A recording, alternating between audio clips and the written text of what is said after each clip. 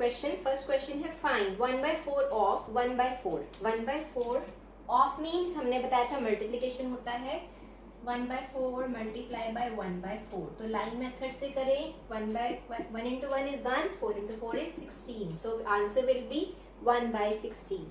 Okay, next question is हमने 1/4 of 3/5 करना है। इस चीज का ध्यान रखिए, क्वेश्चन को ध्यान से रीड कीजिएगा। फर्स्ट पार्ट में हमें पहले ही उन्होंने दे रखा है, ये फर्स्ट का बी पार्ट है। फर्स्ट का ए पार्ट हमने कर लिया, फर्स्ट का बी पार्ट करने जा रहे हैं जिसमें हम इसी को दोबारा यूज करेंगे। 1/4 ऑफ 3/5। ऑफ मीन्स मल्टीप्लाई 3/5, तो आंसर क्या आ गया लाइन मेथड से 3/20। क्लियर है। Next same 1/4 of 4/3।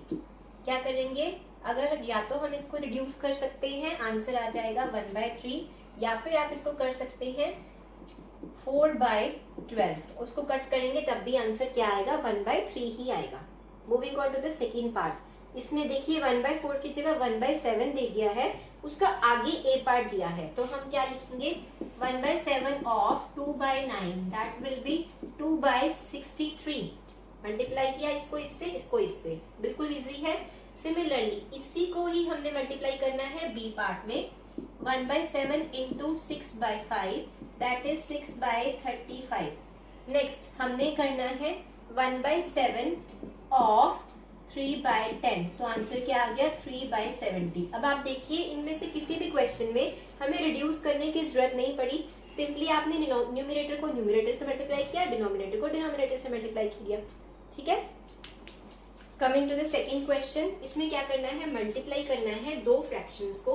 अब वो फ्रैक्शंस मिक्स्ड भी हो सकती है, ठीक है, या इम्प्रॉपर या प्रॉपर भी हो सकती है। उसके बाद उसको रिड्यूस करना है लोएस्ट फॉर्म में। लाइक आपको 4/12 की फॉर्म में आंसर नहीं देना, आपको एग्जांपल दे रही हो, 4 और 12 को रिड्यूस करना है टू द लोएस्ट फॉर्म। ठीक है, फर्स्ट क्वेश्चन से स्टार्ट करते हैं। फर्स्ट पार्ट है हमारा 2/3। पहले हम क्या करेंगे, मिक्स्ड को इम्प्रॉपर में कन्वर्ट कर देंगे। 2 3 is 6, 6 plus 2 8, 8/3 आ गया। लास्ट में हमने क्या किया, लाइन मेथड से मल्टीप्लाई कर दिया। 2 8 is 16, 3 को 3 से 9। ठीक है, अब इसमें कुछ भी आपको रिड्यूसिबल लग रहा है, नहीं है, हम किसी भी चीज को किसी से कट नहीं कर सकते। सेकेंड क्वेश्चन पे आते हैं। अब देखो इसमें डायरेक्ट आपको दिख रहा है कि 7 और 7 को हम रिड्यूस कर सकते हैं। 7 1 is 7, ये भी 7 1 is 7, ये भी 7, को आंसर क्या आ गया 2 1 is 2, 9 1 is 9। क्लियर है। थर्ड पार्ट पे मूव करते हैं। अब इसमें देखिए सबसे पहले तो आपको जो कट्टा दिख रहा है that is according to 2, table of 2। 2 3 is 6, 2 2 is 4। अब कुछ है जो ऊपर और नीचे आपको सिमिलर लग रहा हो। 3 का टेबल ऊपर है लेकिन नीचे कुछ भी नहीं है, तो इसलिए आप उसको रिमूव कर देंगे, ऐसा यूज नहीं करेंगे। तो क्या करेंगे 3 3 is 9 आंसर आ जाएगा, 8 2 is 16 आ जाएगा। ठीक है, नेक्स्ट क्वेश्चन पे मूव करते हैं। इसमें कुछ भी आपको लग रहा है किसी भी टेबल पे हम कट कर सकते, नहीं कर सकते, तो 9 3 is 27, 5 5 is 25 is the answer. Next अब इसमें देखिए 3 5 is 15 हमें दिख रहा है, ठीक है, लेकिन और कुछ नहीं है, तो आंसर क्या आ जाएगा 5 1 is 5, 8 1 is 8। क्लियर। नेक्स्ट इसमें भी देखिए हमें आपको कुछ लग रहा है 3 के टेबल में 10 आता है, नहीं आता। 10 के टेबल में 11, 2 के टेबल में 11, कुछ भी पॉसिबल नहीं है, तो सिंपली हम इसको मल्टीप्लाई कर देंगे। 11 3 is 33, 2 10 is 20। Multiplication is the easiest operation on the fractions. Okay, तो इसमें कोई भी कंफ्यूजन वाली बात नहीं होती, सिंपल न्यूमिनेटर को न्यूमिनेटर से मल्टीप्लाई करते हैं, डिनोमिनेटर को डिनोमिनेटर से। नेक्स्ट आएंगे हम। अब देखिए 12 4 is 40, ठीक है, 12 4 is 48 and 5 7 is 35 is the answer। Next is our third question. Similar question, multiply करना है दो फ्रैक्शंस को। अब आपको एक चीज का ध्यान रखना है, दिस 5 is to 1/4, ये मल्टीप्लीकेशन नहीं है। 5 को हम 1/4 से मल्टीप्लाई नहीं कर रहे, this is a mixed fraction. Okay, just for the clarification I am telling, ये मिक्स्ड फ्रैक्शन है, ये 5 को 1/4 से मल्टीप्लाई मत कर देना। ठीक है, तो हम सॉल्व करते हैं। 2/5 को हमने किया, 5 4 is 20 plus 1 21/4। अब आपको कुछ लग रहा है रिड्यूस करने वाला, 2 2 is 4, और कुछ लग रहा है, 2 के टेबल में 21 नहीं आ रहा, 5 के टेबल में 21 नहीं आ रहा, तो हमारा आंसर आ गया 21/10। ठीक है। नेक्स्ट सिमिलर क्वेश्चन, ये भी एक मिक्स्ड फ्रैक्शन है, इसको इम्प्रॉपर में कन्वर्ट करेंगे। 6 5 30, 30 + 2 32/5 इंटू 7/9। हमारा आंसर आ गया, कुछ भी यहाँ पे रिड्यूस हो रहा है, नहीं हो रहा, तो आंसर क्या आ गया, 7 को 32 से मल्टीप्लाई करेंगे, 7 2 = 14, 7 3 21 + 2 22 45, 5 9 = 45। ओके। नेक्स्ट इसमें आएंगे हम 3/2 को करेंगे, 5 3 = 15 + 1 16/3। आंसर क्या आ गया, 3 को 3 से कट, कितना इजी लग रहा है ना, 2 8 = 16। मेरा आंसर आ गया 8/1, that will be 8। Next moving on to the next part, fourth part. इसमें भी मिक्स को इम्प्रॉपर में कन्वर्ट करेंगे। 2 7 = 14 + 3 17/7। कुछ भी लग रहा है रिड्यूस हो रहा है, नहीं, तो 17 5 = 85 डिवाइड बाय 42। ठीक है। Next question, fifth part, 3 5 = 15 + 2 17/5 into 4/7। इसमें भी कुछ नहीं रिड्यूस हो रहा, तो हमारा सिंपल आंसर आ जाएगा 68/35। 17 4 = 68 डिवाइड बाय 35। नेक्स्ट 2 5 = 10 + 3 13/5 इंटू 3 किया, तो बिल्कुल ही सिंपल है, 39/5। न्यूमरेटर को न्यूमरेटर से मल्टीप्लाई, इसके डिनोमिनेटर में हम बाय डिफॉल्ट इसको 1 लिख सकते हैं, तो 5 1 = 5 आ गया। क्लियर है। नेक्स्ट क्वेश्चन है 3 7 = 21 + 4 25/7, और इधर भी 3/5 है, 5 को 5 से कट कर देंगे, आंसर क्या आ गया 15/7। 7 1 = 7, 5 3 = 15। क्लियर है।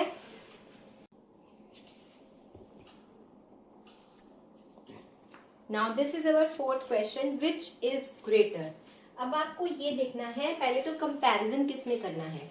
हमारे पास फर्स्ट टर्म है ये वाली, सेकंड टर्म है ये वाली, जिसके बीच में और लगा है, तो इसको कैलकुलेट करके एक टर्म आ जाएगी, इसको कैलकुलेट करके हमारे पास सेकंड टर्म आ जाएगी। तो हमारे पास क्या आ गया, 2/7 इंटू 3/4, इधर किया हमने 3/5 इंटू 5/8।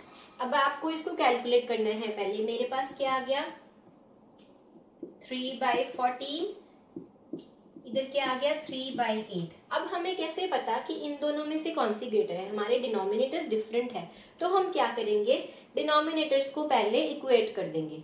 ठीक है, वो कैसे कर सकते हैं, कोई बता सकता है। वही मेथड यूज होगा एलसीएम वाला, हमारा 14 और 8 का हम एलसीएम ले सकते हैं। ठीक है, यहाँ पे क्या आ जाएगा हमारा, कोई बता सकता है। इसमें मैंने किया 14 को दोनों को 8 से मल्टीप्लाई कर दिया, क्या आ गया हमारा 1 1 2, ऊपर आ गया 24। ये हमारा हो गया एक टर्म, और इधर सेकंड टर्म 3/8 इंटू 14/14 किया, 14 8 से 112, 14 3 से 42। अब आप बना सकते हैं इजीली, डिनोमिनेटर तो सेम हो गए, अब हम सिर्फ न्यूमरेटर को कंपेयर करके बता सकते हैं कि कौन सी फ्रैक्शन ग्रेटर है। 42 इज ग्रेटर देन 24, तो इसका मतलब हमारी जो राइट वाली फ्रैक्शन है that is greater than left fraction. So our answer will be like this, 3/5 of 5/8 is greater than 2/7 of 3/4। Clear है, बिकॉज 42 इज ग्रेटर देन 24। 42 इस वाले का आंसर आया था, तो ये वाली हमारी टर्म ग्रेटर हो गई। सिमिलरली हम सेकेंड पार्ट को सॉल्व करके देखते हैं, इसको इससे कंपेयर करना है। ठीक है, क्या आ जाएगा 1/2 of 6/7, इधर से 2/3 of 3/7। ठीक है, ये कट कर लिया, आंसर आ गया 3/7, इधर क्या आंसर आ गया 2/7। अब आप आराम से कंपेयर कर सकते हैं, क्या आंसर आ गया, जो 3/7 है वो इससे ग्रेटर है, इसका मतलब हमारी left hand side is greater than the right hand side. तो हम लिखेंगे 1/2 of 6/7 is greater than 2/3 of 3/7। Any doubts in this.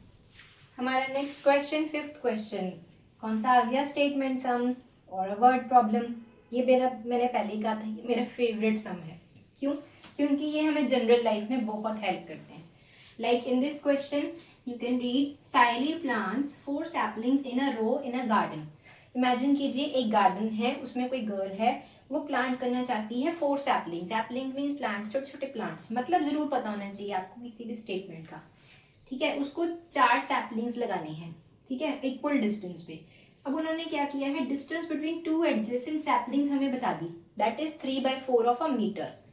इतनी से डिस्टेंस उन्होंने रखा है 2 सैपलिंग्स के बीच में। अब कैलकुलेट क्या करना है, find the distance between first and the last sapling, मतलब कि टोटल डिस्टेंस करना है, फर्स्ट और लास्ट में कितना हो गया, टोटल हो जाएगा डिस्टेंस, तो हमें वो कैलकुलेट करना है। Very easy to calculate. पहले हम लिखेंगे डिस्टेंस बिटवीन टू सैपलिंग, कितना है हमारे पास, 3/4 metre, don't forget the units. Next, the total distance we can write, okay, or we can write total distance between first and the last one, कितना होगा, that is 4 multiplied by 3/4। 4 हमारे पास number of saplings थी और 1-2 में distance कितना था, 3/4, तो हमने इसको रिड्यूस कर दिया, हमारा आंसर क्या आ गया, 3 मीटर। वेरी इजी ना, बस क्वेश्चन को समझना जरूरी है। Next question, Lipika reads a book for 1:3/4 hours every day. Mixed fraction दी है। नेक्स्ट, जैसे ही मिक्स्ड फ्रैक्शन दिखती है ना, मेरा मन करता है इसको सबसे पहले तो ना मैं इम्प्रॉपर फ्रैक्शन में कन्वर्ट कर दूं। चलो बाद में करते हैं। She reads entire book in 6 days। वो उसको क्या करती है, 6 days में पूरी बुक रीड कर लेती है, ठीक है, लेकिन एक दिन में वो इतनी देर ही पढ़ती है, बस एक से थोड़ा सा घंटा ऊपर। Next, how many hours in all were required by her to read the book. तो अगर हमने कैलकुलेट करना हो तो उसने पूरी बुक कितने घंटे में पढ़ी होगी या पढ़ सकती थी, तो वो हमें कैलकुलेट करना है। क्या करेंगे हम, जितने नंबर ऑफ डेज हैं उसको आवर से मल्टीप्लाई कर देंगे। We will right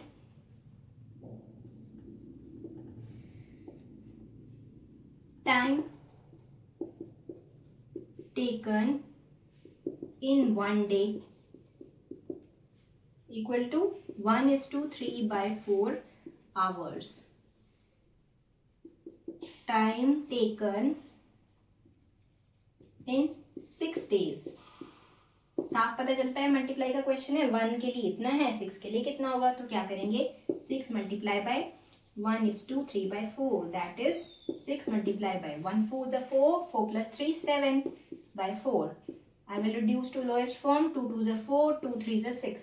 Now this will be 21/2 hours। Clear है सबको? Next is 7th question, again a statement sum. Read कीजिए, a car run 16 kilometre using 1 litre of petrol. मैंने अपनी कार में पेट्रोल भरवाया 1 लीटर का, ठीक है, उसने वो 16 किलोमीटर वो एवरेज देती है, ठीक है। उसके बाद how much distance will it cover using 2 × 3/4 litre of petrol. हमें ये कैलकुलेट करना है कि अगर इतना लीटर पेट्रोल डलवाएंगे तो कितना डिस्टेंस कवर करेगी, ठीक है। हुआ ना जनरल लाइफ में यूज, अगर आपके पास सपोज आप एक बाइक चला रहे हो, ठीक है, आप 50 रुपए ही है आपके पास, ठीक है, लेकिन आपको सपोज थोड़ी दूर जाना है, तो आपको पहले सोचना पड़ेगा ना कि इतने में मेरा चल जाएगा कि नहीं।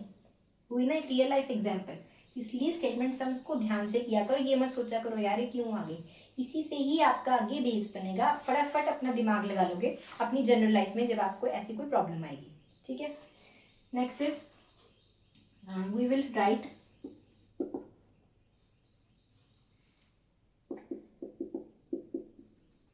distance covered using 1 liter equal to 16 kilometer. Next, distance covered using how much, 2:3/4 liter. What will be the result? We will multiply 16 by 2:3/4. We will write it like this, 2 4s are 8, multiply then plus 2 4s are 8 plus 3 11/4. Now we will reduce it, 4 4s are 16, answer will be 44 kilometre. ठीक है, कहने का मतलब 3.25 litre, this is 3.25 litre हुआ ये। 2:3/4 litre में मेरी car 44 kilometre तक भी चल सकती है। ठीक है, मतलब कि मैं कहाँ तक पहुंच जाऊंगी, यहाँ से दोराहे तक तो पहुंच ही जाऊंगी। ठीक है, next is 8th question. Wide number in the box such that 2/3 into this box is 10/30। हमें क्या बताना है, इस बॉक्स में ऐसा कौन सा नंबर आएगा। नंबर अब इसमें आप देखना फोल नंबर आना चाहिए या फ्रैक्शन आनी चाहिए कि हमारा रिजल्ट इतना आए। 2 को किससे मल्टीप्लाई करें कि आंसर 10 आ जाए, 5 से मल्टीप्लाई करेंगे। 3 को किससे मल्टीप्लाई करें, आंसर कितना आ जाए 30, 3 10 30। क्लियर है, तो हमारा आंसर क्या आएगा 5/10। नाउ इसकी सिंपलेस्ट फॉर्म लिखनी है। किसकी सिंपलेस्ट फॉर्म, ये आपको ध्यान रखना है। जो इस बॉक्स में नंबर हमने निकाला, जो रिजल्ट निकाला फर्स्ट पार्ट का, उसको आपने सिंपलेस्ट फॉर्म में कन्वर्ट करना है। तो इसकी सिंपलेस्ट फॉर्म क्या हुई, 5 1 ज़ा 5, 5 2 ज़ा 10, तो आंसर क्या आ गया 1/2।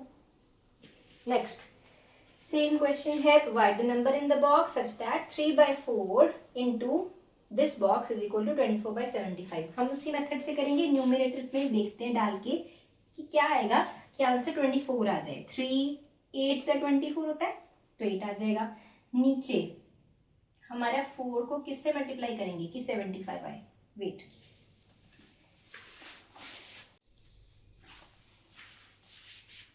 सॉरी यहाँ पे आएगा 5, तो 5 को किससे मल्टीप्लाई करेंगे कि हमारा आंसर 75 आए। दिस इज 15, 15 5 से 75 होता है। ठीक है, तो हमारा आंसर क्या आ गया 8/15।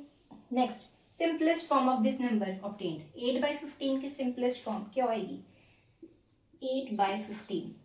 ये 2 के टेबल पे भी नहीं जा रहे, 3 पे भी नहीं जा रहे, तो सिंपलेस्ट फॉर्म सेम ही रहेगी, दैट इज 8/15।